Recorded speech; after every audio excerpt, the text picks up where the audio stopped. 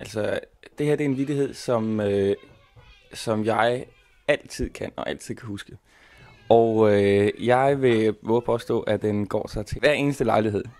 Og det gør den, fordi den er meget simpel, og den har en helt speciel humor, som jeg vil sige, hvis man fanger den, så må man klasse sig på loven og grine. Men altså, den er sådan her.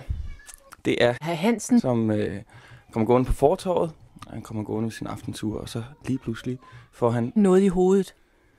Så kigger han op, så ser han Herr Jensen. stå på sin altan Så siger herr Hansen, med forundring i stemmen, Herr Jensen. hvad er det, de kaster ned? Så siger han, Herr Jensen, jamen Herr Hansen. jeg kaster ikke ned, jeg kaster op.